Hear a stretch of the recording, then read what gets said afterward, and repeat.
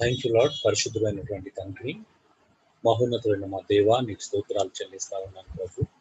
నీ యొక్క ఆశ్చర్యమైనటువంటి ప్రేమను బట్టి, అద్భుతమైన కృపను బట్టి, మా అందరి పట్ల నీకున్న వాత్సల్యతకై ప్రభా, జగత్తు పునాది వేయబడుతుంటే ప్రేమ చేత మేము మిమ్మల్ని క్రీస్తులో ఏర్పాటు చేసుకొని మేము రక్షించబడాలని, ఆ రక్షణలో కొనసాగించబడాలని, నీ పరలోక రాజ్యంలో మా కొరకు సిద్ధపరిచినటువంటి స్వాస్థాన్ని అనుభవించాలని ప్రభా, భూమి మీద ఉన్నంత కాలం నీ స్వరూపంలోకి మార్చబడుతూ ఆ ప్రాచీన స్వభావాన్ని వదులుకుంటూ నవీన స్వభావాన్ని ధరించుకొని సంఘానికి క్షేమాభివృద్ధి కలిగించే విధంగా మేము ఉండాలని కోరుకుంటున్నందుకై నీకు లెక్కలేని స్తుతులు స్తోత్రాలు చెల్లిస్తా ఉన్నాం ప్రభు. ఎలాంటి అర్హత లేని మమ్మల్ని ఏదో ఉన్నతమైనటువంటి నీ కృప ద్వారా ఇచ్చినటువంటి గొప్ప అర్హతను ప్రభావం గ్రహించి ప్రభాను ఇచ్చినటువంటి ఆశీర్వాదాన్ని మేము అర్థం చేసుకొని ప్రభా, ప్రతి విధమైనటువంటి పాపానికి మేము దూరంగా ఉండి నీ నామంలో ప్రతి విధమైనటువంటి పాపాన్ని జయించి ప్రభా నేను కోరి నడుచుకునే విధంగా నీ కృపను ఇక్కడున్న ప్రతి ఒక్కరికి ప్రభా, ఆన్లైన్ ద్వారా క్లాసులు వింటున్న ప్రతి ఒక్కరికి మీరు అనుగ్రహింప చేస్తారని పేరు పేరు వారు చొప్పున కుటుంబాలని యవనస్తులు ప్రభా నీ వాక్యం వింటున్న ప్రతి ఒక్కరి మీ చేతులకు అప్పగిస్తున్నాను. అందరి హృదయంలో ప్రభా నువ్వే కార్యం చేసి నీ కొరకు బహుబలంగా జీవించాలనేటువంటి ఆ తపన, ఆశ, నీ కొరకు తప్పించిపోయేటువంటి ఆ పరిశుద్ధత ప్రభా, నీతి, నిజాయితీ, యథార్థత, సత్యము ఇవన్నీ ప్రభా గుణగణాల చేత మీరు నింపి నిలబెడతారని ప్రభా, నీ రాకడ పర్యంత వరకు వాళ్ళు కాపాడతారని, భద్రపరుస్తారని విశ్వసిస్తూ ప్రభా నీ వాక్యాన్ని ఉన్నదినట్టుగా బోధించడానికి వారికి అవసరమైనది వారు గ్రహించేలా కృప చూపించడానికి మా ప్రార్థన వింటున్నందుకే స్తోత్రాలు చెల్లిస్తూ యేసు దివ్య నామములో వేడుకొంచున్నాను పరలోక తండ్రి. ఆమేన్. ఆమేన్. ఓకే అండి, ప్రభు అయిన యేసుక్రీస్తు నామములో అందరికి వందనాలు. సో ఈరోజు మనం ముగించుకోబోతున్నాం ఫ్రీడమ్ ఫ్రమ్ పోర్నోగ్రఫీ. అశ్లీల దృశ్యములను చూచుట నుండి ఎలా విడుదల పొందాలనే విషయాలు మనం చూసాం. అసలు పోర్నోగ్రఫీ అంటే ఏంటో చూసాం, పోర్నోగ్రఫీకి బలమైనటువంటి కారణాలు ఏంటో చూసాం, వాటి వల్ల కలిగేటువంటి పర్యావసనాలు, కాన్సిక్వెన్సెస్ ఏంటో చూసాము. దాన్ని ఎలా జయించాలనేది రోమా పత్రిక నుంచి వెళ్ళి కొన్ని పాయింట్స్ మనం చూసుకుంటూ వస్తున్నామండి. సో దానిలో మీకు రెడ్ మార్కులు ఇవ్వండి అన్నట్టు హెడ్లైన్స్ మనం చూస్తా ఉన్నాం. ఒక్కొక్కటి ఎంత క్రీస్తు యొక్క అవసరత, మనం క్రీస్తుని ఎలా గుర్తించాలి, మన యొక్క ఉనికి, మన ఎగ్జిస్టెన్స్, లేకపోతే దేవుడు మనకున్నటువంటి ఆ గుర్తింపు, బాధ్యతలు ఏంటి, ఇవన్నీ మనం చూసుకుంటూ వస్తున్నాం. సో నిన్నటి దినంలో మనము ఒక్క కారణం బలంగా మనం చేసినటువంటి బలహీనతలు ఒప్పుకోవాలి, కనీసం 2 కారణాలను బట్టి అందరి ఎదుట మనం చేస్తున్నటువంటి పాపాలు ఎందుకు ఒప్పుకోవాలని మనం చూసుకొని ఇక్కడ ముగించుకున్నాం. చూడండి 17వ పాయింట్లో మనం చూస్తాం, దేవుని సరిహద్దులలో స్వేచ్ఛ మరియు సంతృప్తి ఉంటుంది. లోకంలో బానిసత్వం, లోభత్వం మరియు అసంతృప్తినిచ్చే ఆశలు ఎక్కువగా ఉంటాయి. ఇవన్నీ చిన్న సత్యాలు మాత్రమే అండి, అంటే లాజికల్ అంటే ప్రాక్టికల్ కొటేషన్స్ ఇవన్నీ కూడా. మీరు వీటిని ఇవన్నీ ఇన్ని చెప్తున్నాం, ఒక దాదాపు 30-35 నేను చెప్పొచ్చు. ఇన్ని చెప్తున్నాం, ఇన్నిట్లో మీరు కనీసం 1-2 అన్న సరిగా గుర్తుపెట్టుకొని ఒకదాన్నైనా మీరు జీవితంలో అప్లై చేసుకుంటే సరిపోతుందా? ఎవరికి ఏది టచ్ అవుతుందో నాకు తెలియదు, ఎవరిని ఏ పాయింట్ ఎవరి హృదయాన్ని అత్తుకుంటుందో నాకు తెలియదు. బట్ ఒకటి మాత్రం వాస్తవం, ఇందులో ఈ ఒక్కొక్క పాయింట్ ని మీరు అడాప్ట్ చేసుకోవడానికి, మీ జీవితంలో అన్వయించుకోవడానికి మీరు ప్రయత్నం చేసినట్లయితే చాలా అద్భుతంగా ఉంటుంది. చూడండి ఎంత అద్భుతమైన మాట, దేవుని సరిహద్దులలో స్వేచ్ఛ మరియు సంతృప్తి ఉంటుంది. చూడండి ఆనాడు ఆదమవ్వలు కూడా దేవుని సరిహద్దులను దాటడం ద్వారానే ఆ స్వేచ్ఛను కోల్పోయారు. ఏదోన్ తోటలో ఉన్నటువంటి అద్భుతమైనటువంటి జీవితాన్ని ఎలా ఒక్క క్షణంలో ఎలా కోల్పోయారో మీ అందరికి తెలుసు. నిజమే, అంటే స్వేచ్ఛ మనం ఏమనుకుంటామంటే దేవునికి వ్యతిరేకంగా, దేవుని దాటిపోతే, దేవునికి మనం ప్రాధాన్యత తగ్గిస్తే మనం స్వేచ్ఛ ఉంటది అని అనుకుంటారు, సంతృప్తి ఉంటది అనుకుంటున్నారు. అది తప్పుడు అవగాహన అండి. ఈ సమాజం, ఈ లోకం, సాతాను అన్ని కలిపి, అందరు కలిపి మన మనసులో తప్పుడు అండర్స్టాండింగ్స్ కల్పించారు. అదేంటి అని అంటే దేవుని సరిహద్దులను దాటితేనే మనం నిజమైన జీవితం ఉంటది అనేది తప్పుడు అవగాహన. కానీ దేవుని సరిహద్దులలో జీవించినంత కాలం నీకు నిజమైనటువంటి స్వేచ్ఛ, మరి నిజమైనటువంటి సంతృప్తి లభిస్తుంది. నువ్వు ఎప్పుడైతే లోకంలోకి వెళ్తావో, లోకంలో బానిసత్వం తప్పించి, లోభత్వం మరి అసంతృప్తినిచ్చే ఆశలు తప్పించి ఇంకేముంటాయి చెప్పండి? నువ్వు లోకం వైపు వెళ్తే ఏదో ఒక దానికి బానిస అవుతావు, ఒక వ్యసనానికి బానిస అవుతావు, లేకపోతే ఒక ఆశకు బానిస అవుతావు, ఒక అలవాటుకు బానిస అవుతావు, లేదో ఒక దానికి ఎక్కడో ఒక దగ్గర నువ్వు మగ్గిపోతావు, ఎవరికో ఒకరికి బానిస అవుతావు నీవు. అందుకే ఆలోచించాను, నువ్వు లోకం కావాలా దేవుడు కావాలో తేల్చుకోండి. నువ్వు లోకాన్ని వదిలేసి దేవుని చూజ్ చేసుకున్నావు అనుకో, నీ జీవితంలో పోర్నోగ్రఫీ కాదు, ఎలాంటి భయంకరమైన పాపనైనా నువ్వు జయించడానికి శక్తివంతులు అవుతావు. 18 వేషాధారణ జీవితం జీవించవద్దు. స్వేచ్ఛ అంటేనే పాపాన్ని ఒప్పుకొని విడిచిపెట్టి మరి దిద్దుబాటును అంగీకరించడం. ఈరోజు ఆనాడు శాస్త్రుల పరిచయాలు ఎవరు కూడా మారడానికి ఇష్టపడలేదండి. అందుకే వాళ్ళను వేషధారులారా అని ప్రభు పలకడానికి గల కారణం అది. మారడానికి ఇష్టపడిన వాళ్ళంతా కూడా వేషధారులే అండి. నిజంగా మనం మార్పును కోరినట్లయితే, నిజంగా నా జీవితంలో చేంజ్ రావాలి, నేను మారాలి, ఇలా ఉండకూడదు, దీనికి ఇలా అలవాటు కాకూడదు, ఈ బానిసత్వం నుంచి నేను విడిపించబడాలి, ఈ బలహీనత నుంచి నేను విడిపించబడాలి, నేను ఈ విషయంలో బలవంతునిగా మారాలి అన్నంత ఆ జిజ్ఞాస నీలో ఉన్నప్పుడు నువ్వు యథార్థమైనటువంటి జీవితాన్ని జీవించగలుగుతావు. లేదు అంటే నువ్వు వేషధారణ కలిగినటువంటి జీవితాన్ని జీవించాల్సి వస్తుంది. So be careful. నిజంగా మనకు అవసరం లేదు. మారాలనుకున్నాడు వేషధారణ జీవితం పక్కన పెట్టేస్తాడు. మారొద్దు అనుకున్నోనికి ఈ వేషధారణ జీవితం అవసరం అవుతుంది. బాగా గుర్తుపెట్టుకోండి. నెక్స్ట్ అకౌంటబిలిటీ, జవాబుదారితనం. మనం లైంగిక పోరాటం గెలవాలంటే ఇతరుల సహకారాన్ని తప్పకుండా వెదకాలి. నీకు నీవే ఈ అలవాటును ఒంటరిగా జయించలేవు. మరియు మనం తప్పకుండా లెక్క అప్పగించుకోవాలని తెలుసుకోవాలి. జవాబుదారితనం ఉండాలి. కనీసం ఒక్కరితో, నీ స్నేహితులతో, నీ సన్నిహితులతో, అందరితో నేను ఓపెన్ గా వచ్చి ఇప్పుడు సంఘంలో చెప్పని చెప్పట్లేదు, లేకపోతే ఇక్కడ ఈ క్లాస్ లో అందరి ముందు ఒప్పుకోమని మా ఉద్దేశం కాదు. నా ఉద్దేశం ఎంత మాత్రం కాదు.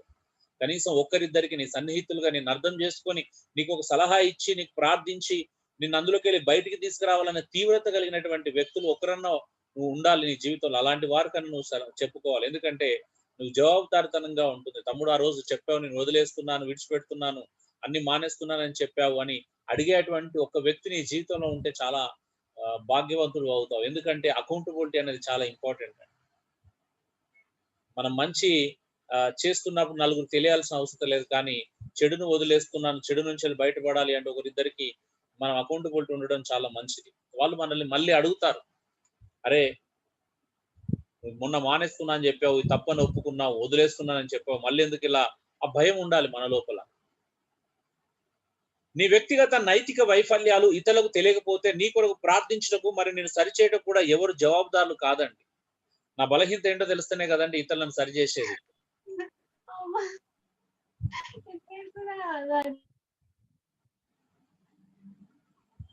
ఓకే, ఆలోచించండి.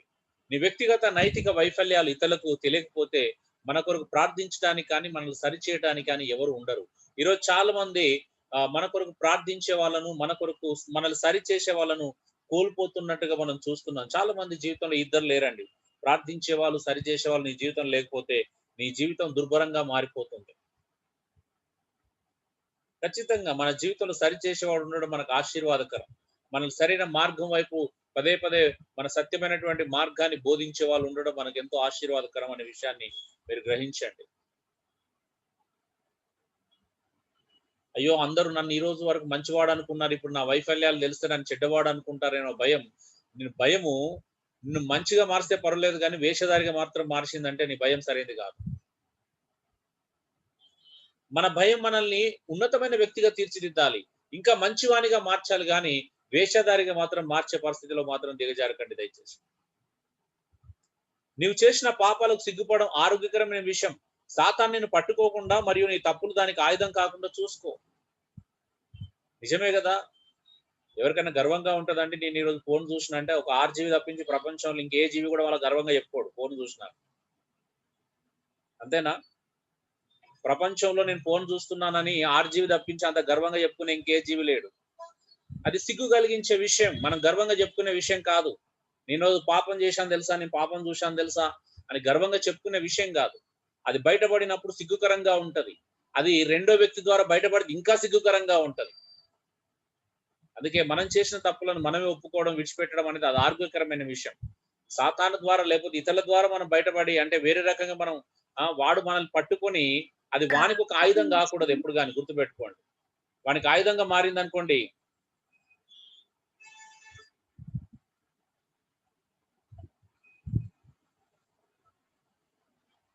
సో వాడు ఇంకా నేను ఆడుకుంటా ఉంటాడు, ఇంకా బలహీనం అయిపోతా ఉంటాడు. బహిరంగ పాపం ఒప్పుకోలు స్వేచ్ఛనిస్తుంది మరియు అధిక అవమానం అనే బానిసత్వం నుండి విడుదల చేస్తుంది. రహస్య పాపం మరియు ఒప్పుకోలు అనేది క్రైస్తవులకు పెద్ద శత్రువు అండి. దావీదును చూసి నేర్చుకోండి, చాలా మందిని చూసి నేర్చుకోవచ్చు. మన బైబిల్లో తప్పు చేసిన వాళ్ళు ఒప్పుకున్నప్పుడు ఏమయ్యారు, దాచిపెట్టుకుంటే ఏమయ్యారు మనందరికి తెలుసు. ఇదంతా అకౌంటబిలిటీ చూస్తున్నాం, మనం జవాబుదారితనంలో చూస్తున్నాం.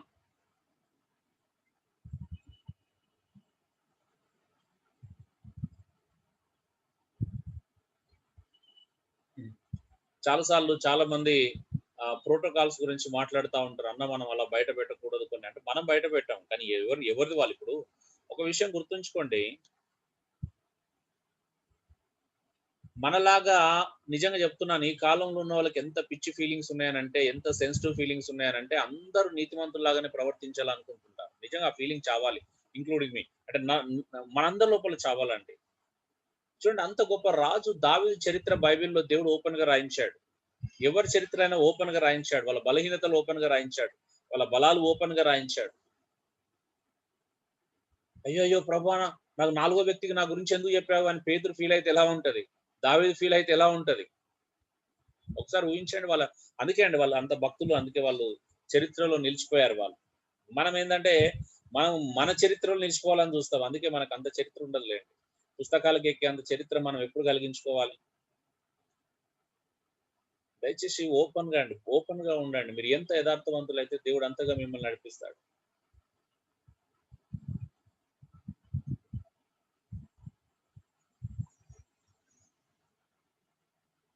దావీదు ఎలా ఫీల్ కావాలా?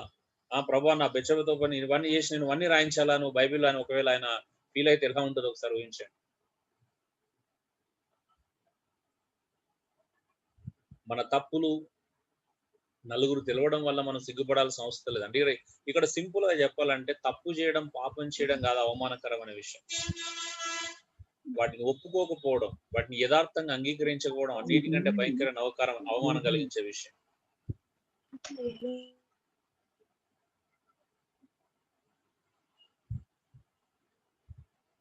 సో అందుకే రహస్యం అనేది బానిసత్వం నుండి విడుదల చూడడానికి మరి ఇస్తుంది. మరి అధిక అంటే చూడండి బహిరంగ పాపం ఒప్పుకోలు స్వేచ్ఛనిస్తుంది. మరి అధిక అవమానం అనే బానిసత్వం విడుదల చేస్తుంది. నువ్వు తప్పులు దాచిపెట్టి ఒక్కటేసారి అందరి ముందర షేమ్ అయితే ఎలా ఉంటది చెప్పండి?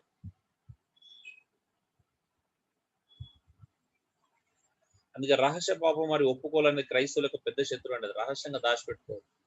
నీ అలవాట్ల విషయంలో యథార్థంగా మరియు నిజాయితీగా ఉండునట్టు జవాబుదారితనం గల సంబంధాలను నమ్మకంగా ఎన్నుకో. నీకు నీ జీవితం నేను అదే ఒప్పుకోవడం అంటే నేను మళ్ళీ బహిరంగంగా మొత్తం ప్రపంచానికి తెలిసేయాలని అది నీ ఇష్టం. కానీ కనీసం నీ జీవితంలో ఒకరిద్దరన్నా అకౌంటబిలిటీ కలిగినటువంటి మెంటర్స్ లేకపోతే ఎల్డర్స్ నీకు ఉండడం చాలా ఆశీర్వాదకరం అండి. స్పిరిచువల్ మెచ్యూరిటీ ఉన్నటువంటి బ్రదర్స్ నిన్ను అర్థం చేసుకొని సో నీ రహస్యాలను రహస్యాలుగా ఉంచి ఎదలకు చాటింపు అయినటువంటి ఆ నమ్మకస్తులైనటువంటి వ్యక్తులు నీకు ఉండడం నిజంగా ఆశీర్వాదకరం అండి. అలాంటి వారితో నమ్మకంగా పంచుకోండి. నువ్వు యథార్థంగా నీ అలవాట్లను జయించుకు ఏదైనా చేయాలనుకుంటే నీకు దేవుడు కావాలి, స్నేహితులు కావాలి, మరి జవాబుదారితనం గల భాగస్వాములు కావాలి. భాగస్వామి అంటే భార్య కావచ్చు, స్నేహితుడు కావచ్చు, సంఘంలో కాపరి కావచ్చు, బోధకుడు కావచ్చు, ఒక మెంటర్, ఎవరైనా సరే ఒక స్పిరిచువల్ మెచ్యూరిటీ ఉన్నటువంటి బ్రదర్ కావచ్చు. దేవుడు కూడా డైరెక్ట్ నిన్ను టచ్ చేయడు. దేవుడు కూడా నిన్ను ఇతర సహోదరుల ద్వారా హెచ్చరిస్తాడు. దేవుడు నీ సంఘంలో ఉన్నటువంటి నీ తోటి సహోదరులను నీతో మాట్లాడతాడన్న విషయాన్ని కూడా నువ్వు మర్చిపోవద్దు. లేఖనాన్ని తీసుకొని వచ్చి వాళ్ళ ద్వారా నిన్ను సంధించవచ్చు. ముఖాముఖిగా నేరుగా డైరెక్ట్ గా దేవుడు వచ్చి నీ జీవితంలో నీ దగ్గరికి వచ్చి అంత ఏం చేయడు. అంత కమ్యూనికేషన్ కూడా లేదు మనకి.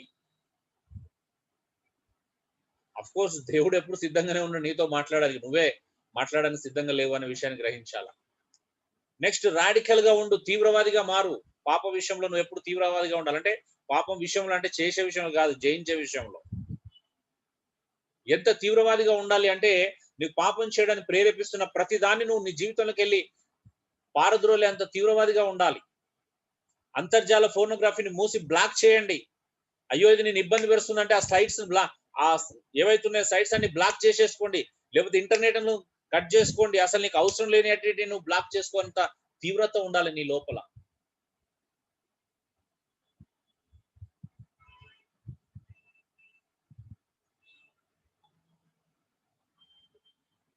సో ఆలోచించండి. వైఫై కావచ్చు, ఏదైనా కావచ్చు, అంటే నీ జీవితంలో నిజంగా అది ఇబ్బంది పరిస్తే దాన్ని సద్వినియోగం చేసుకోవట్లేదు అని అనిపించినప్పుడు అలాంటి వాటికి నువ్వు పరిష్కార మార్గాలు వెతకాలి.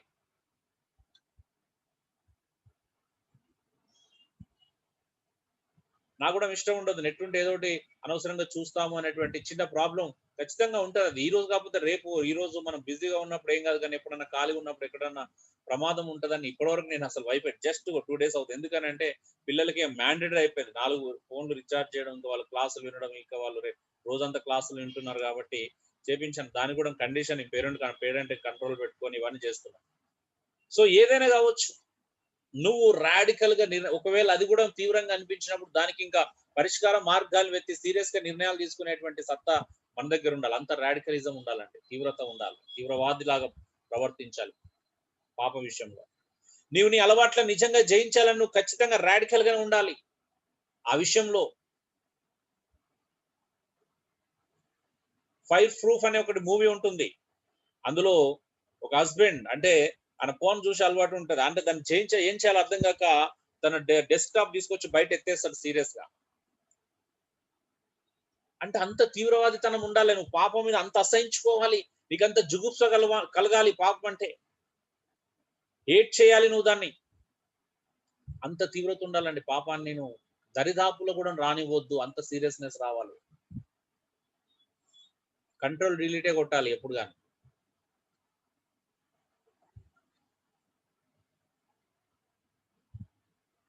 ఫిల్టర్స్ ని సైన్ అప్ చేయండి, సేఫ్ సెర్చ్ కి స్విచ్ ఆన్ చేయండి, కళ్ళతో నిబంధన చేసుకోండి. ఇలా చేస్తే ఆశా నిగ్రహానికి మరి వ్యక్తిగత క్రమశిక్షణ సహకరిస్తుంది. ఇంటర్నెట్ విషయంలో జవాబుదారుతనంగా ఉంటుంది. నీ ప్రతి మొబైల్ ఎక్కడ కూడా చూసిన సేఫ్ సెర్చ్, మీరు ఎక్కడ చూసిన కంట్రోల్ అన్ని మీరు పెట్టుకోవాలి.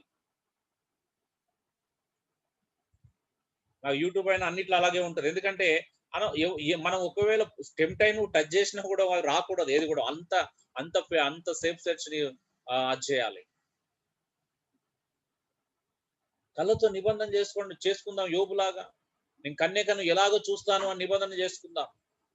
యవనస్తులు వివాహం కాని వాళ్ళు వివాహం అయ్యేంత వరకు నమ్మకంగా ఉండండి. నువ్వు మోసం చేయాలనుకుంటే నీ జీవితంలో కూడా అలాంటి వ్యక్తి వస్తే నువ్వు ఒకసారి ఊహించుకో ఎలా ఉంటది.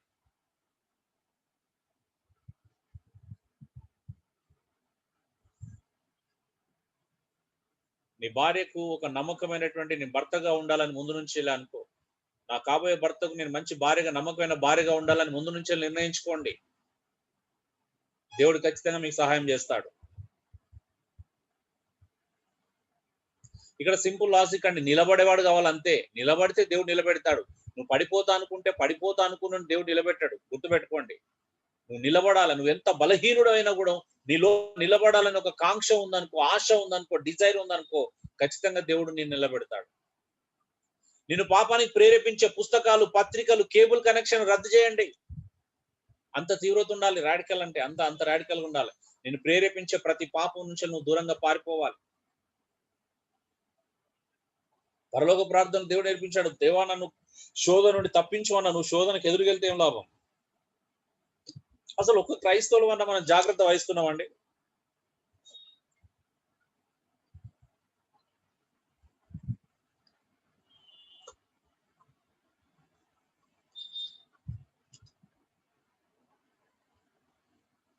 సిడీలు, డివిడీలు, ఇతర వస్తువులు ధ్వంసం చేయండి. ఒకవేళ మీ దగ్గర పాతకాలం నాటి ఇంకా దాచి పెట్టుకున్నటువంటి అలాంటి అప్పుడప్పుడు ఇలాంటి ఆలోచనలు, అలాంటి అలవాట్లు ఉన్న వాళ్ళు ఏం చేయండి, వెంటనే వాటిని ధ్వంసం చేసేయండి. మీ దగ్గర ఏమన్నా పాత కలెక్షన్స్ ఉంటే.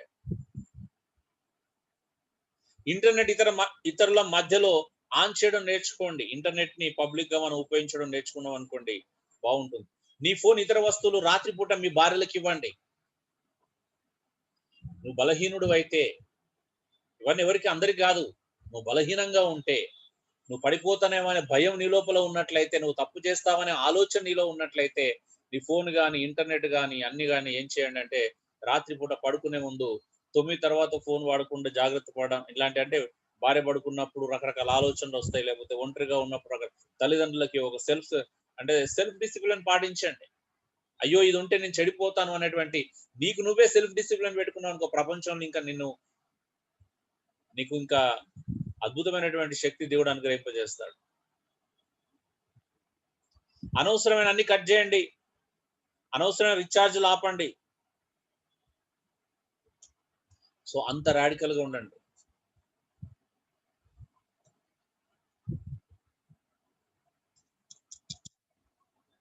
సో ఇవన్నీ కూడా మీ అందరూ తెలుసు. ఖాళీగా ఉండే వాళ్ళకి ఎక్కువ సమస్యలు ఉంటాయండి, బాగా గుర్తుపెట్టుకోండి. Empty mind is devils workshop అంటే నువ్వు ఎంత ఖాళీగా ఉంటే అంత ప్రమాదం. నిన్ను బిజీగా పెట్టుకున్నావు అనుకో, నువ్వు అనేకమైన వ్యాపకాల్లో ఉన్నావు అనుకో, నువ్వు ఇంకా ఎక్కువగా అనవసరమైన విషయాల్లో నువ్వు తలదూర్చలేవు. ఖాళీగా ఉన్న వాళ్ళకి ఇవన్నీ ప్రాబ్లమ్స్. నీ హృదయాన్ని భద్రపరచుకో, పారిపో, పరిగెత్తు, ఫోనోగ్రఫీ నుండి పారిపో. వాస్తవానికి దీనిని స్థిర ఒత్తిడితోనో లేక క్రూరంగానో జయించలేవు నువ్వు. ఏదో నువ్వు కఠినంగా నిర్ణయించుకున్నంత మాత్రాన్ని నీ అబ్బాని నా వల్ల అవుతుంది అనుకున్నంత మాత్రాన నువ్వు చేయలేవు. దానికి ఇంకా బానిసమవుతావు.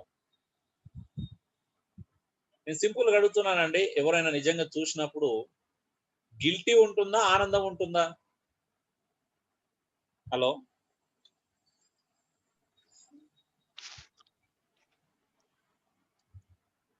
చెప్పండి బ్రదర్ రవికుమార్ గారు.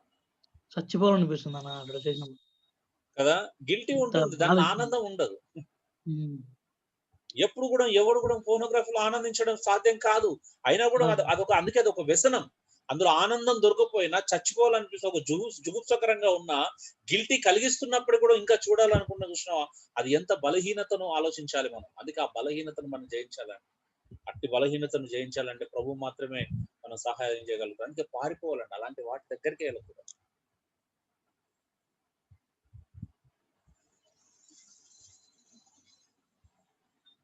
దేవుడు చాలా అద్భుతమైన వ్యక్తి అండి. దేవుని లోపల ఎలాంటి శక్తి రిలీజ్ అవుతుందో మీరు తెలుసుకోగలిగితే చాలా ఆనందిస్తారండి.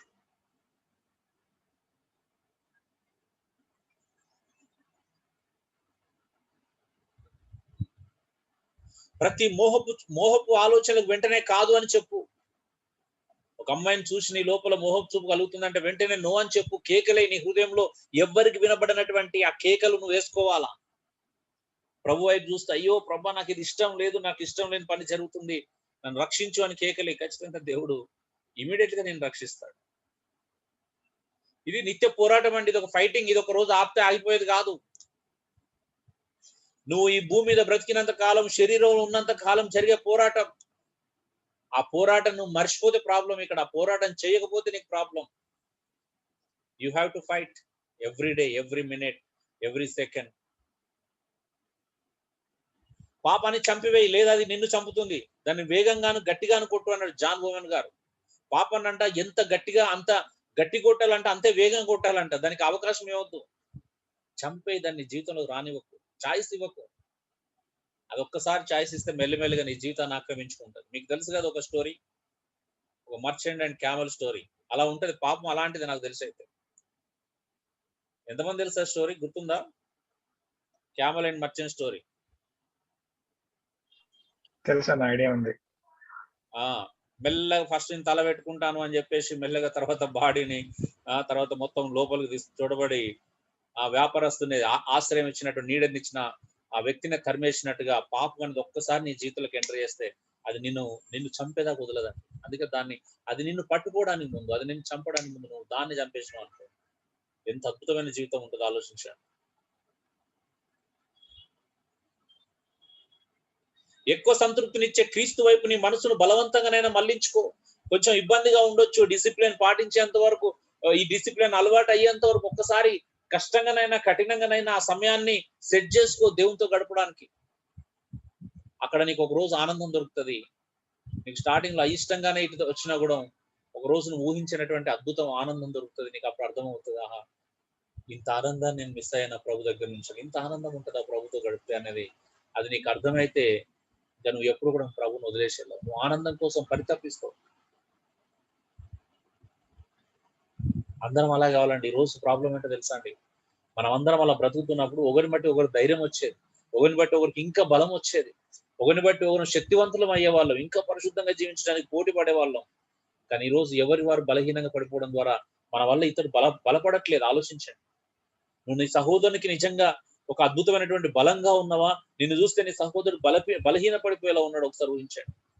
అసలు నిన్ను చూస్తే నీ సహోదరుడికి ఏదైనా అరే ఒక్క క్షణం అని ఒక రోజు నీ అన్నలాగా జీవించాలి, సహోదరులాగా బ్రతకాలనే ప్రేరేపణ మనం ఇతరులకు ఇవ్వట్లేదంటే ఏం యూజ్ అండి మన లైఫ్ ద్వారా ఇతరులకు?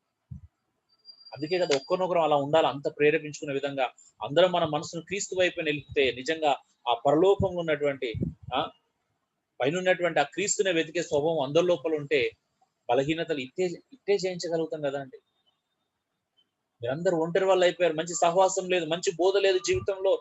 నీ పక్కన సరైనటువంటి సహోదరులు, ఆత్మీయంగా లీడ్ చేసేటువంటి మంచి స్పిరిచువల్ మెచ్యూరిటీ ఉన్నటువంటి సహోదరులు నీ జీవితం లేకపోవడం అన్నిటికంటే నీకు శాపం. ఉండి కూడా వినియోగించుకోవట్లేదంటే వాడు ఇంకా శాపగ్రస్తుడు అని అర్థం. లేని వాళ్ళమైనా జాలి చూపించవచ్చు, కానీ ఉండి కూడా ఎవరైతే వినియోగించుకోరో ఇలాంటి సహవాసాలని, అలాంటి సహోదరులని వాడుకోవట్లేదు అనుకో, ఇంకా వాళ్ళు ఇంకా దారుణం అని అర్థం చేసుకోవాలి.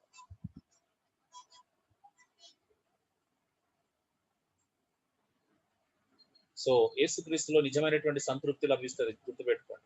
చెడును ప్రేరేపించే వారికి మరి ఏకాంతంగా ఉండడానికి దూరం కమ్ము. నీకు ఉపయోగపడే మంచి విషయాలపై వైపు తిరగండి. నీలో చెడును ప్రేరేపించే వాళ్ళకి పదే పదే నీ దగ్గర జోక్స్ అంటే జోక్స్ కట్ చేస్తున్న వారికి, ఎస్పెషల్ గా సెక్సువల్ జోక్స్ వేస్తున్న వారికి, అలాంటి డబుల్ మీనింగ్ డైలాగులు మాట్లాడుతున్న వారికి దూరంగా ఉండు. ఎందుకంటే మనందరి లోపల ఆ బలహీనత ఉంది కాబట్టి బయటికి ప్రతి ఒక్కడు ఆనందించకపోయినా లోపల ఆనందించే స్వభావం ఉంటుంది. ఎందుకంటే మన నేచర్ అది.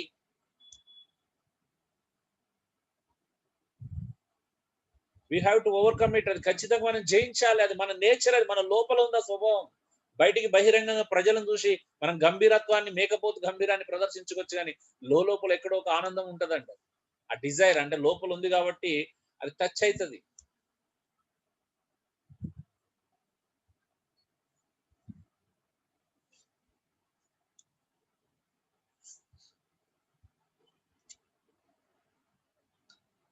సో అందుకే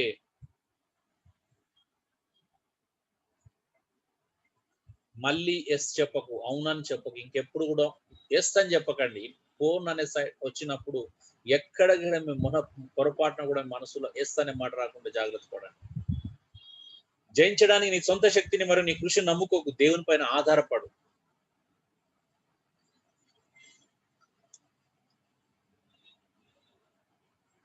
ఒక్క అవకాశం కూడా ఇవ్వకండి దయచేసి. ఇదేదో నీ సామర్థ్యానికి లేదా కొన్ని సూత్రాలకు సంబంధించింది కాదు. పరిశుద్ధాత్ముడు పని చేయటం ద్వారా మరియు క్రీస్తు యొక్క రక్తం మరియు అధికారం చేతనే మనం విజయం కాగలమండి. ఇదేదో మన సొంత సామర్థ్యానికి సంబంధించిన విషయం కాదు. ఇదేదో కొన్ని సూత్రాలకు సంబంధించిన విషయం కాదు. పరిశుద్ధాత్ముడు పని చేయటం ద్వారా మరి క్రీస్తు యొక్క రక్తం మరియు అధికారం చేత మనం విజయం కాగలం. మీకు తెలుసు కదండి, ఎంతో మంది పాపాన్ని జయించడానికి ఎన్ని ప్రయత్నాలు చేశారో తెలుసు కదా మీకు. ప్రపంచంలో ఎంతో మంది కాషాయ వస్త్రాలు ధరించారు, ఎంతో మంది సాధులుగా మాట్లాడని ప్రయత్నం చేశారు, ఎంతో మంది ప్రాపంచిక పాప పాప ప్రపంచాన్ని నుంచి దూరం అవ్వడానికి ఎన్నో రకాల ప్రయత్నాలు చేశారు, కానీ సక్సెస్ కాలేదు. బలవంతంగా మనసును కంట్రోల్లో పెట్టుకుంటే అది ప్రెషర్ కుక్కర్ లాగా మళ్ళీ అనిపించినప్పుడు పేలిపోతుంది. దాన్ని జయించడం నేర్చుకోవాలి. అంటే ఒత్తిడిలో గురి చేయకూడదు, ఓవర్కమ్ చేయడం నేర్చుకోవాలి. అందుకే మనంతట మనం చేసుకుంటే అది బలవంతం అవుతుంది. బలవంతంగా మారమని బైబిల్ సెలవట్లేదు. స్వేచ్ఛగా, స్వతంత్రంగా, ఇష్టపూర్వకంగా అది దేవుని మీద ఆధారపడితే ఆ శక్తి నీకు లభిస్తుంది.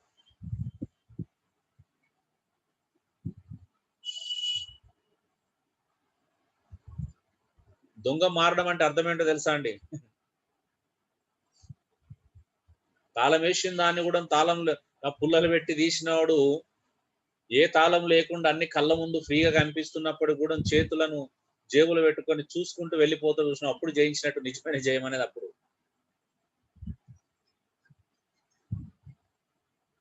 అంటే నిజమైన జయం ఎప్పుడు వస్తుందో తెలుసా? అవకాశం ఉండి కూడా చెయ్యం చూసినాం, అదే అండి జయం అంటే.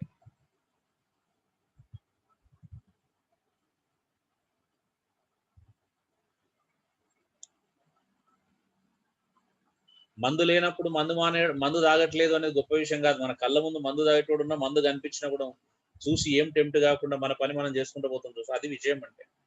సో ఫోన్ కూడా అంత విజయం నీ జీవితంలో వస్తుంది. అంత అద్భుతమైనటువంటి విజయం రావాలి. నేను అదే కోరుకుంటాను అందరి లోపల కూడా. అలా రావాలి అంటే పరిశుద్ధాత్మ మీద ఆధారపడాలి, ఆయన అధికారాన్ని అంగీకరించాలి నీ జీవితంలో.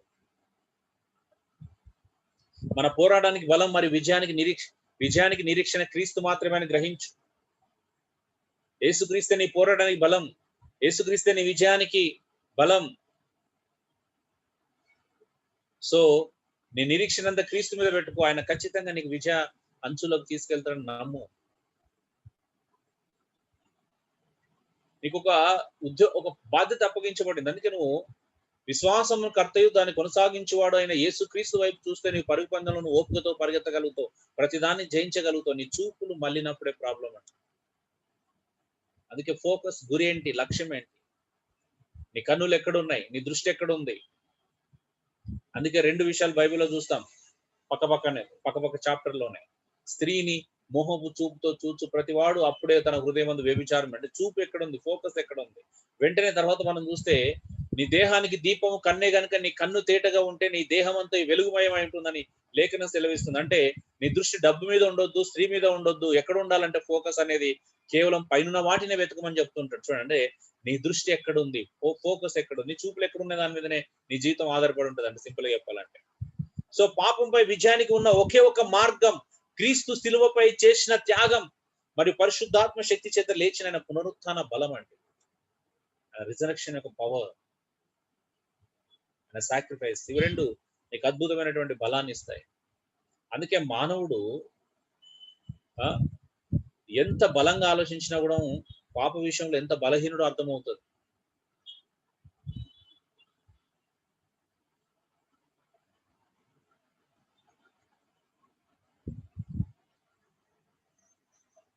సో విశ్వసించు మరియు క్షమాపణను అంగీకరించు. నువ్వు చేసిన దానికి చెడుగా భావించడం పశ్చాత్తాపం కాదు, ఆ పాపం నుండి వెనుదిరుగుటే నిజమైనటువంటి పశ్చాత్తాపం అండి. నువ్వు చేసిన ప్రతిసారి చెడుగా భావించి మళ్ళీ అదే చేసినావు అనుకో, దాన్ని పశ్చాత్తాపం అన్నారు. దాన్ని చేయకుండా వెనుదిరిగినప్పుడు నిజమైన పశ్చాత్తాపం అంటారు. నువ్వు చేసిన దానికి ప్రతిసారి చెడుగా భావిస్తే పశ్చాత్తాపం ఎలా అవుతుంది? అలా ప్రతి ఇంట్లో ఒక తాగుబోతు పడుతున్నప్పుడు అలాంటి వాడే ఉంటాడు ప్రతి ఇంట్లో, వాడు అలాగే చెప్తాడు, నిజం ఈ రోజు ఒట్టు, ఈ రోజు నుంచి లాగాని పిల్లల మీద ఒట్టేస్తాడు, భార్య మీద ఒట్టేస్తాడు, అందరి మీద ఒట్టేస్తాడు, మళ్ళీ రేపు అదే చేస్తాడు. దాన్ని మార్పు అన్నారు, దాన్ని ఒప్పుకోలన్నారు, దాన్ని నిజమైనటువంటి పశ్చాత్తాపం అన్నారు. ఆ సమయానికి అది అంతే, అలా తప్పించుకోవడం అవుతుంది. అది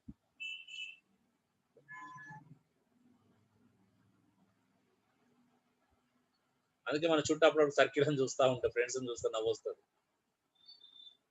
ప్రతి వాడు ఏం టార్గెట్ పెట్టుకుంటాడు అంటే, అరే డిసెంబర్ 31 లాస్ట్ గా నేను తెల్లారి జనవరి 1 నుంచి కొత్త సంవత్సరం తాగంటాడు.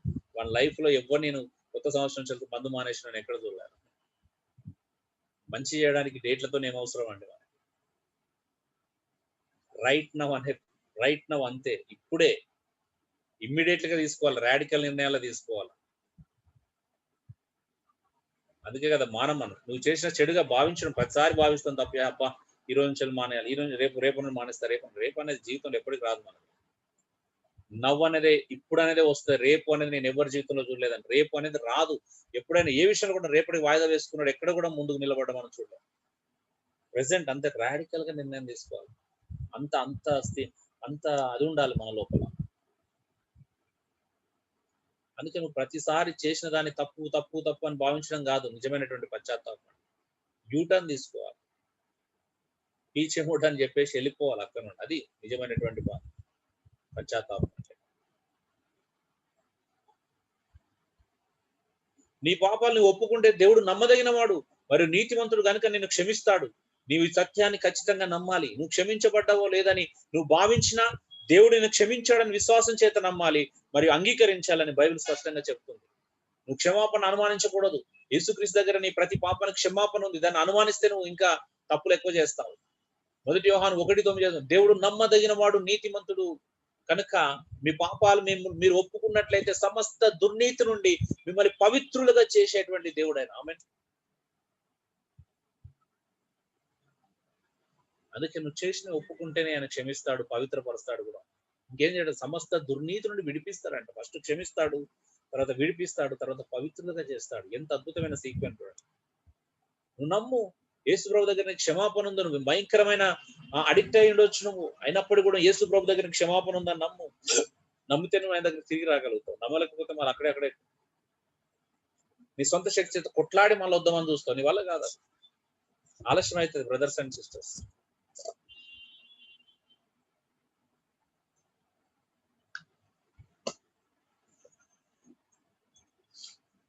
నువ్వు ఓన్ ఫైట్ ఎంతసేపు చేస్తే అంత ఆలస్యం అయితే నీ జీవితంలో మార్పు జరగడం. అందుకే కదండి ఈరోజు చాలా మంది ఎందుకు మారరు అంటే ఓన్ ఫైట్ చేస్తున్నారు. యేసుక్రీస్తు యందు అంత గొప్ప బలం ఉంది, ఆయన లోపల అంత శక్తి ఉంది, నువ్వు నమ్మట్లేదు. అందుకే చెప్తున్నా, దాన్ని నమ్ము, విశ్వసించు, అంగీకరించు. ఈవెన్ నీ మనసులో నువ్వు క్షమించబడ్డావో లేదా అనుమానం ఉన్నప్పుడు కూడా దేవుడు నిన్ను క్షమించడాన్ని విశ్వసించాలి. ఎందుకంటే నువ్వు ప్రార్థించావు, ఒప్పుకున్నావు, విడిచిపెడతా అన్నావు, ఆయన నిన్ను క్షమించడాన్ని విశ్వసించాలి. నువ్వు వాక్యాలు నమ్మకపోతే ఇంకా ప్రపంచంలో దేన్ని నమ్ముతాం చెప్పండి. నీ లోపల అయ్యో నేను తప్పు చేసినా, నేను క్షమించబడ్డానో లేదో అనే అనుమానం నీకు అవసరం లేదు.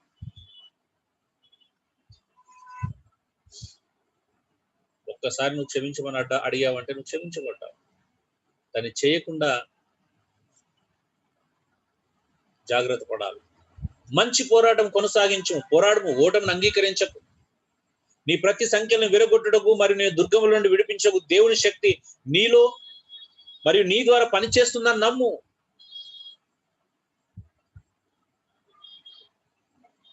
పౌలు అంటాడంటే ఎలాంటి దుర్గాలంటే విశ్వాసం చేత దేన్నైనా మేము జయించగలుగుతాం అంటున్నాడు. నిజమే, క్రైస్తవ జీవితంలో కేవలం ఒక పాపమే కాదు, దేన్నైనా ఎలాంటి పోరాటాలైనా మనం జయించవచ్చండి. నాట్ ఓన్లీ సింగ్, ఒక పాపమే కాదు, నువ్వు విశ్వాసం ద్వారా దేనైనా జయించగలుగుతావు. అందుకే నీ ప్రతి సంఖ్యలను విరగొట్టుటకు మరియు నేను దుర్గం నుండి విడిపించకు దేవుని శక్తి నీలో ఉంది అని, నీ ద్వారా పనిచేస్తుందని నువ్వు నమ్మాలి. పోరాడు, అందుకే ఉంది కాబట్టి పోరాడమంటున్నాడు. నీ సొంత శక్తి చేత కాదు, నువ్వు దేవుని శక్తి చేత పోరాడు. దేవుని ఆత్మశక్తి చేత నువ్వు పోరాడు, విజయం చాలా ఈజీగా ఉంటుంది. దాన్ని మర్చిపోకు, అది అలవాటు చేసుకోవాలి పోరాటం. రేపు ఇంకేమైనా సమస్య వస్తే ఈజీగా జయించగలుగుతావు. ఈరోజు కొంచెం ఇబ్బందిగా ఉంటుంది, రేపు మాత్రం ఖచ్చితంగా నువ్వు అద్భుతంగా జయించగలుగుతావు. జయించడానికి మరియు దాని ప్రసన్నతో నింపబడడానికి మన క్రీస్తునందు విశ్వాసం అనుగ్రహించబడింది. ఆత్మీయ యుద్ధోపకరణలు ఇవ్వబడ్డాయి, సామర్థ్యం, అధికారం ఇవ్వబడింది. మనం గొప్పగా చెప్పుకుంటాం. ఎఫెసీయులకు రాసిన పత్రిక 6వ అధ్యాయంలో అబ్బా ఆత్మీయ యుద్ధోపకరణల గురించి ఎంత గొప్పగా వివరిస్తామో. అసలు అది వినని, ఆ ప్రసంగం వినని వ్యక్తి ఎవరు చెప్పండి మన లోపల?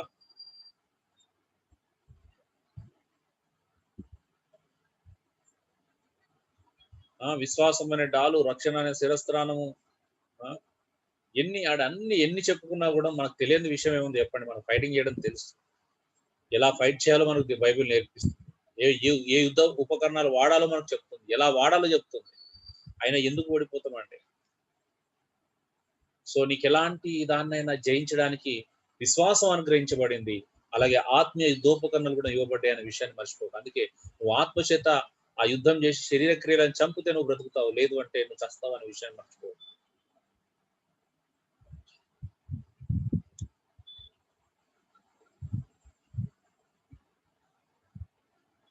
సాతాను జయించబడ్డాడు. నిన్న కూడా చెప్పాను, యుద్ధం ఇంత ముందే గెలిచాం, మనం గెలుపు వైపు ఉన్నాం అనే విషయం మర్చిపోకూడదు. ఇంకా బలహీనమైన వాడు నిన్ను బెదిరిస్తే నువ్వు భయపడాల్సిన అవసరం లేదు. ఫస్ట్ నువ్వు ఆ భయం నుంచి బయటికి రా. నిన్నే అన్నాను, చాయిస్ మనం ఇస్తేనే వాడు తీసుకుంటాడు. వానంతట వాడు చాయిస్ తీసుకునేంత శక్తి మనకి లేదు. మన లైఫ్ లో ఎంటర్ అయ్యే అవకాశం లేదు. ఈవెన్ పాత నిబంధనలు కూడా దేవుడు అనుమతిస్తే కానీ యోబుని టచ్ చేయలేకపోయాడు. ఎంత అనుమతిస్తే అంతే టచ్ చేయగలిగాడు. అసలు యోబును పూర్తిగా టచ్ చేసే అధికారం కూడా అతనికి ఇవ్వబడలేదు. ఒక శ్రమ విషయంలో, అది పాప విషయంలో నేను ఎప్పుడు కూడా నీ జీవితంలో అనుమతించాడు. నువ్వు అనుమతించాలి సాతాను, కానీ దేవుడు అయితే ఎప్పుడు కూడా అనుమతించాడంట. మనకు తెలుసు దేవుడు మనల్ని శోధించడు అని. దేవుడు శోధించడండి. అవి శ్రమలు అనుమతిస్తాడు కానీ పాప విషయంలో శోధించడు ఆయన. నేను సింపుల్, ఎంత అద్భుతమైన దేవుడు అండి. దేవుడు నీ జీవితంలో శ్రమలు అనుమతిస్తాడేమో కానీ పాపం అనే శోధన ఎందుకు అనుమతిస్తాడు ఆయన? అసలు అలాంటి శోధించాడు, శోధించబడనీయడు ఆయన. మనం అందుకే అంటారు, ప్రతి మానవుడు తన స్వకీయమైన ఆ దురాశల చేత మరలు కొల్పబడిన వాడే శోధించబడతాడు తప్పించి దేవుడు శోధనకి కారకుడు కాదండి. కాబట్టి గుర్తుపెట్టుకోండి, నీ డిజైర్స్. అందుకే కదా ప్రపంచంలో మేధావులు సైతం, గౌతమ బుద్ధుడు లాంటి వాడు కూడా అసలు అన్ని సమస్యలకు కారణం డిజైర్స్ అని చెప్పాడు. మరి ఆ డిజైర్స్ ఏంటి అంట? డిజైర్స్ లేకుండా చేసుకోవడమే విజయం అన్నాడు. ఎలా సాధ్యమవుతుంది? మనిషి ఆశ లేకుండా ఉండలేడు, ఆశ లేకుండా బ్రతకలేడు, ఆశ లేకుండా ఏది చేయలేడు. కానీ ఆశల్ని ఎలా కంట్రోల్లో పెట్టుకోవడం నేర్పించడం అనేది గొప్ప విషయం. అన్ని దుఃఖాలకు హేతువు ఆశలు అన్నారు. మరి ఆశలకి మరి ముగింపు ఏంటి అంటే ఆశలు లేకుండా ఉండడమే ముగింపు అన్నారు. ఎక్కడ? అది రైట్ సొల్యూషన్ గా మనం చూడం. కానీ ఎంత అద్భుతమైన విషయం ఆలోచించండి. నీ ఆశల్ని అన్నిటినీ నువ్వు జయించేటువంటి గొప్ప అవకాశం ప్రభువునందు దేవునికి ఇవ్వబడింది. నువ్వు చేసిన పాపముల కొరకు క్రీస్తు నీ స్థానంలో మరణించడం నమ్మినట్లయితే నువ్వు విడిపించబడ్డావు, క్షమించబడ్డావు, నీతివంతునిగా తీర్చబడ్డావు, దేవునితో సమాధానపరచబడ్డావు, పరిశుద్ధపరచబడ్డావు, పరిశుద్ధునిగా పిలువబడ్డావు, దేవుని కుమారునిగా దత్తత చేసుకోబడ్డావు, క్రీస్తు కూడా పరలోకమందు కూర్చునబెట్టబడ్డావు. ఆమేన్.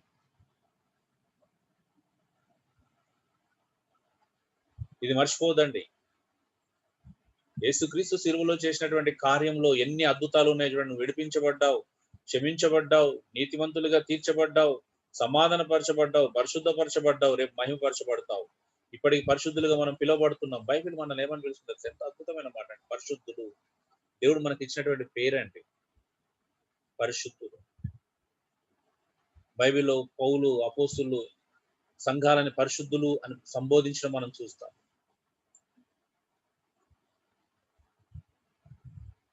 మనం పరిశుద్ధులమండి, మర్చిపోవద్దు. ఊకే అంటే ఏమంటారు, ఆ తప్పుడు అవగాహన నుంచి బయటకు రండి. కొంతమంది ప్రతిసారి ప్రార్థన, అయ్యా పాప నేను పాపిని, అది కాదు, అది రైట్ కాదు. దేవుడిని విడిపించబడ్డు. ఒకప్పుడు మనం పాపి అని ఒప్పుకోవడం రైట్. ఇప్పుడు పాపం చేస్తే ఒప్పుకో, పాపి అని ఒప్పుకోవాల్సిన అవసరం లేదు. పాపం చేసినప్పుడు ఒప్పుకుంటే చాలు. కొంతమంది నోరు తెరిస్తే అదే ప్రార్థన చేస్తారు, అయ్యా నేను పనికిమాలో, దిక్కుమాలో, నేను పాపిని ప్రభు. పబ్లిక్ లో కూడా అలాగే చేస్తారు, సంఘంలో చేస్తారు, అలాగే చేస్తారు. అది రైట్ కాదు. అది నీ పాస్ట్ మాత్రమే. పౌలు గాని పేతురు గాని ఎక్కడ మళ్ళీ అలా ప్రార్థన చేసినట్టు మనం చూడం. ఒక సాక్ష్యం చెప్పాల్సి వచ్చినప్పుడు, ఒక సందర్భం వచ్చినప్పుడు, నేను ఒకప్పుడు ఇలాంటివన్నీ ఒక మాట చెప్పడానికి స్టిల్ నేను అలాంటి వాడిని అని చెప్పడానికి డిఫరెన్స్ ఉందా లేదా? నువ్వు విడిపించబడ్డావు అంటే, నువ్వు రక్షించబడ్డావు, నువ్వు పాప నుంచి పూర్తిగా విడిపించబడ్డావు, నువ్వు ఇప్పుడు నీతివంతునిగా తీర్చబడ్డావు, దేవునితో సమాధాన పరచబడడం ద్వారా నువ్వు పరిశుద్ధులుగా పిలువబడుతున్నావు, పరిశుద్ధులుగా మార్చబడ్డావు, దేవుని కుమారునిగా దత్తత తీసుకోబడ్డావు. నీ లైఫ్ వేరు దేవుని యందు, దేవుని సన్నిధిలో నీ స్టేటస్ లేకపోతే నీ యొక్క ఐడెంటిటీ వేరు. నువ్వు అది గ్రహించలేకపోతున్నావు. ఇంకా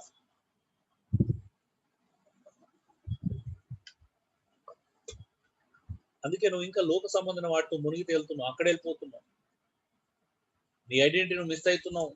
దేవుని లోపల నీకున్న ఐడెంటిటీ చాలా ఉన్నతమైందండి, చాలా గొప్పది. అది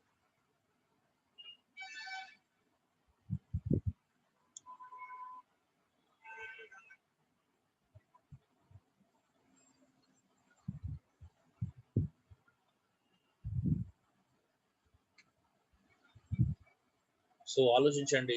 యేసుక్రీస్తులో నీకున్నటువంటి స్థానం, దేవుని లోపల యేసుక్రీస్తు ద్వారా నీకు అనుగ్రహించబడినటువంటి స్థానం చాలా ఉన్నతమైనది.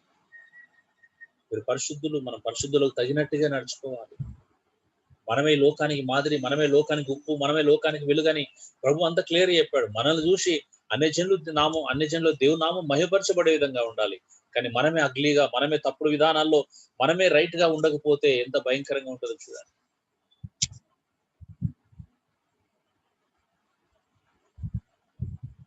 అంటే ఈ రోజు ఒక అన్యుని కూడా తెలుసండి, క్రైస్తవులు పాపం చేయరంట కదా అంటే ఎలా ఉంటుంది చూడండి. అసలు చంపినట్టు ఉండదు అసలు మనల్ని. మనం అదే స్థితిలో ఉంటే, మనం చెప్పించుకునే స్థాయిలో కాదు, చెప్పే స్థాయిలో దేవుడు మనల్ని పెట్టాడు. లోకానికి మనల్ని వెలుగుగా పెట్టాడు, ఉప్పుగా పెట్టాడు. మనం చెప్పే స్థాయి కానీ చెప్పించుకునే స్థాయి కదండి. అందులోతో నీ ఫ్రెండ్స్ మధ్యలో నువ్వు ఎలా ఉంటున్నావు, నీ ఫ్రెండ్స్ తోనే, అన్యజనులైనటువంటి నీ ఫ్రెండ్స్ తో, నీ క్లాస్మేట్స్ తో నువ్వు అలాంటి పని చేస్తే నీ గురించి ఏమనుకుంటాడు చెప్పండి? వీడికి నాకు పెద్ద భేదం లేదనుకున్నప్పుడు నీ సువార్త ఎలా ఫలిస్తుంది? నీ వాక్యం ఎలా ఫలిస్తుంది? నువ్వు క్రైస్తవుడుగా జీవిస్తున్నటువంటి ఆ శక్తి అతను కనబడినప్పుడు మళ్ళీ ఎలా వస్తాడు మన దగ్గరికి? అసలు ఒక్క భయం ఉందా మనకి? ఈ రోజు అన్యుల దగ్గర మనం ఎలా ప్రవర్తిస్తున్నాం, ఎలా ఉంటున్నాం?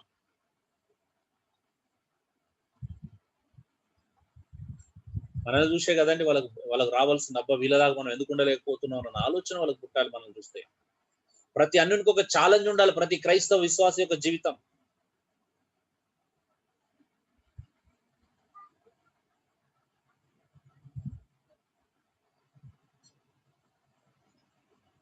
మనల్ని చూడగానే వాళ్ళకు ఒక అరే వీళ్ళలాగా ఎందుకు ఉండలేకపోతున్నాం అనే ఫీలింగ్ కలగాలి తప్పించి దీనికి మనకు పెద్ద తేడా ఏం లేదురా అనే ఫీలింగ్ ఇచ్చినాం అనుకో ఏం క్రైస్తవం అయితే ఆలోచించండి ఒకసారి. సో అందుకే బ్రదర్స్, మనం పాపం నుంచి విడిపించబడ్డాం, మరలా పాపానికి దాసులం అయిపోయి దేవుని ప్రేమకు దూరం అయితే అంతకంటే దౌర్భాగ్యకరమైన జీవితం ఇంకేముంటుంది మన జీవితంలో? మన అడుగులు, మన నడత, మన ప్రవర్తన క్రీస్తు వైపు వేస్తూనే వెళ్ళాలి. పోనోగ్రఫీ చాలా ప్రమాదకరం. పోనోగ్రఫీ అది ఏ వ్యసనమైనా, ఏ చెడు అన్నా, ఏ పాపమైనా చాలా ప్రమాదకరమైనది. అది విడిచిపెట్టదు. పాపం చాలా ప్రమాదకరమైనది. ఈ రోజు ఎటు చూసినా పాపమే. ఎవరి దగ్గరికి వెళ్ళేటట్లేదు, ఎవరిని పలకరించట్లేదు. అసలు ఎక్కడ సమాజాన్ని చూస్తే తక్కువ లేని పరిస్థితి ఈ రోజు.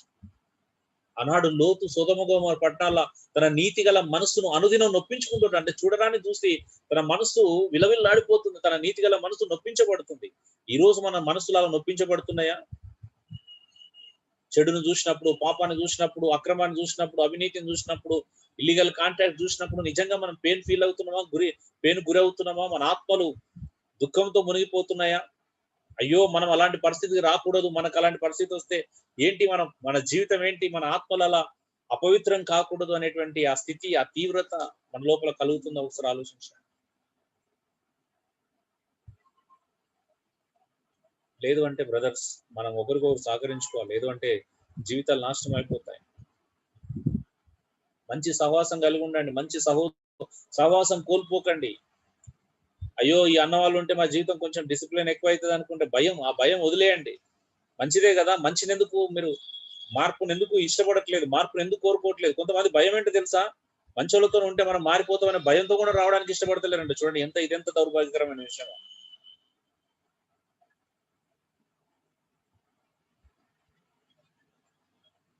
ఒకసారి ఒక యవనస్తుడు ఇక్కడ అన్నాడు, నాన్న 2 రోజులు ఇక్కడ ఉండొచ్చు కదా అంటే, లేదా నేను అన్న వాళ్ళ ఇంట్లో ఉంటాను. ఎందుకంటే అన్నాడు, స్వేచ్ఛ ఉంటుంది అన్న, ఇక్కడైతే అన్న అన్ని విషయాల్లో మీలాగా బ్రతకాల్సి వస్తుంది అన్న, అది నా వల్ల కాదన్న అని వెళ్ళిపోయాడు. అంటే ఎలా ఉండిపోయారంటే మనిషికి స్వేచ్ఛ కావాలా, నచ్చింది చేయాలంతే, దట్స్ ఇట్. అంతేగాని మార్పుకి ఎవరు ఇష్టపడట్లేదు. గుర్తుపెట్టుకోండి, చెడు యొక్క ప్రభావం చాలా ప్రమాదకరమైందండి. చివరి ఒక మాట చెప్పి నేను ముగిస్తాను. వాచ్మెన్ గారు అనుకుంటా ఒక మాట అన్నాడు, నా నెత్తి మీదకి వెళ్ళి నేను ఆకాశ పక్షులను ఎగురకుండా చేయలేను కానీ అవి నా నెత్తి మీద గూడు కట్టుకోకుండా చేసే కెపాసిటీ మాత్రం నా దగ్గరే ఉంది అన్నాడు. ఈ ప్రపంచంలో ఫోన్ సినిమాలు తీయడం ఆపడం నీ వల్ల కాదు. డబుల్ మీనింగ్ డైలాగులతో సినిమాలు తీయకుండా ఆపడం నీ వల్ల కాదు. నీ కళ్ళ ముందు చెడు చేయకుండా ఆపడం నీ వల్ల కాదు. నీ చుట్టుపక్కల వాళ్ళు ప్రోగ్రాంలలో నీ చిన్న పిల్లలు వాళ్ళతో ఐటమ్ సాంగ్ల మీద డాన్స్ చేయడం, ఏపించడం ఆపడం నీ వల్ల కాదు. ప్రపంచంలో ఏది నీ వల్ల కాదు. నీ వల్ల ఇది ఒకటే తెలుసా, నువ్వు పాపం చేయకుండా ఉండడమే. ఆమేన్. మనం మార్చలేం ప్రపంచాన్ని. నేను అదే నేర్చుకున్నాను, ప్రపంచాన్ని మార్చలేని నాకు అర్థమైంది. అందుకే నన్ను మార్చుకోవడానికి వాటి జోలికి వెళ్లకుండా జాగ్రత్త పడడానికే ఇష్టపడతాను. అందుకే నాకు ఎక్కడున్నా ఒకటే, ఇప్పుడు ఏ ఊర్లో ఉన్నా ఒకటే, నాకు ఈ సిటీలో, ఎందుకంటే నా ప్రపంచం 4 గోడలే, ఎక్కడున్నా నాకు ఒకటే. ఇప్పుడు అదే ఈ ఊర్లో ఉంటే బాగుండు, ఆ ఊర్లో ఉంటే బాగుండు అనే ఫీలింగ్ ఉండదు. ఇంకా దానికంటే జంగల్లో ఉంటే బాగుండు అనే ఫీలింగ్ ఎక్కువ ఉంటుంది. ఏం లేదండి, ప్రపంచంలో ఏముంది, లోకం యొక్క నటన గతించవచ్చు. లోకం అంటే శరీరాశ నేత్రాశ జీవం, మీకు తెలియంది ఏముంది చెప్పండి, ఎన్నిసార్లు గుర్తు చేసుకుంటాం వాటిని. అందుకే ఈ ప్రపంచంలో నువ్వేం చేయలేవు, నువ్వు పాపాన్ని ఆపలేవు, పాపం చేయకుండా చేయలేవు, పాపం సినిమాలు రాకుండా చేయలేవు, ఫోన్ను బ్యాన్ చేయలేవు, ఫోన్ను అది చేయలేవు, నువ్వు ఏం చేయలేవు. ఎంత ఫైట్ చేసినా మన లాంటి దేశంలో అసలు ఎంత స్వేచ్ఛగా, ఎంత అంటే కొన్ని కంట్రీస్ లలో ఏంటంటే వాడు ఖచ్చితంగా 18 years ఏజ్ దాటాలా, వాడు గవర్నమెంట్ పర్మిషన్ తీసుకుంటే మన సైట్ ఓపెన్ అవుతుంది. కానీ మన దగ్గర అలా కాదు.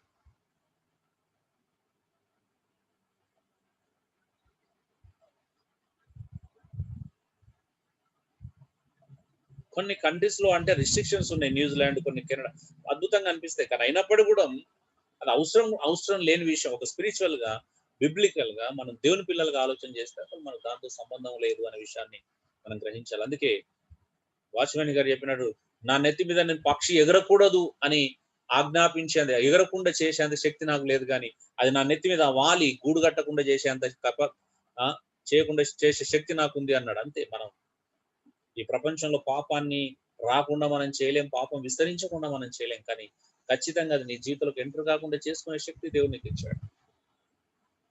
అందుకేనేమో ప్రకటన గ్రంథం చివరి అధ్యాయంలో 22వ అధ్యాయంలో మనం 13-14 వచనాలు చూస్తే, ఇంకా పవిత్రునిగానే ఉండనిము, అపవిత్రునిగానే ఉండనిము, నీతిమంతునిగానే ఉండేము. అంటే పరిస్థితి అలా వస్తుంది రేపు. ఇంకా మనం మార్చలేం, వీడిని అటు మార్చలేం. ఉన్నోళ్ళని కాపాడుకోవడమే మన బాధ్యత అవుతుంది ఫైనల్ గా. చాలా టెరిఫిక్ వర్డ్స్ అండి అవి. ఒక రోజు వస్తుంది ఇంకా నువ్వు చెడుని మంచిగా మార్చేంత శక్తి నీకు ఉండదు, నీకు సరిపోదు, నువ్వు చెయ్యలేవు. ఉన్నోడిని ఏం చేయాలి, పవిత్రతను కాపాడుకోవడానికి హెల్ప్ చేయడమే. మనం ఒకనొకరు అలా ఎంకరేజ్ చేసుకుంటే ఉన్న పవిత్రత కాపాడుకోగలుగుతాం. అంతేగాని ఇంకా నువ్వు అపవిత్రుని పవిత్రంగా మార్చేంత అది లేదు. అలాంటి లోకాలిటీలో, అలాంటి లోకంలో, అలాంటి సర్కమ్స్టాన్సెస్ మధ్యలో, అలాంటి సిచ్యువేషన్స్ మధ్యలో మనం బ్రతుకుతున్నాం ఈరోజు. ఎటు చూసినా పాపం అలవాటు పడిపోయి మనకి ఎలాంటి పరిస్థితి వస్తుంది, అంత కామన్ బ్రదర్ ఈ రోజు అన్న ఫీలింగ్ రావద్దు మనకి. ఇట్స్ కామన్ అనే పరిస్థితి రావద్దు మనకి. ఏది కామన్ అండి? కామన్ అంటే ఏంటి? ఇంతకుముందు అడిగాను, కామం అంత కామన్ కాదు కదా. కామము అంటే ఒక మనిషి లోపల సెక్సువల్ డిజైర్స్ ఉండడం కామన్, కానీ వాటి ఇష్టానుసారంగా వినియోగించుకోవడం కామన్ కాదు కదా.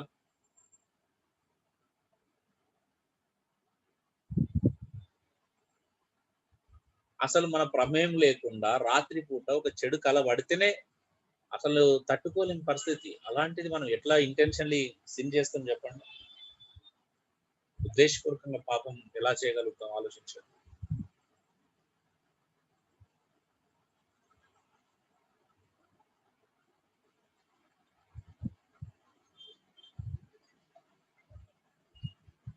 సో మనమందరం కూడా మన ప్రభు అయిన యేసుక్రీస్తు వైపు మన దృష్టి నిలుపుదామండి. ఆయన తప్పించి ఈ ప్రపంచంలో అద్భుతమైనటువంటి ఆ శక్తి మనకి ఇచ్చేవాళ్ళు లేరు కాబట్టి అందరం కృతజ్ఞతాపూర్వకంగా దేవుని వైపు చూద్దాం. ఆయన వైపు మన మనసు నిలిపి మనం ఒక్కసారి ఆయన అడుగుదాం, ప్రభు మనల్ని విడిపించమని, ఆ పరిశుద్ధులను నడిపించమని అడుగుదాం. ప్రార్థన చేసుకుందాం. Thank you. నా కన్నులు చూసేది నిన్నే కదా, నా కనులలో నిండినది నీవే కదా. నా కన్నులు చూసేది నిన్నే కదా, నా కనులలో నిండినది నీవే కదా.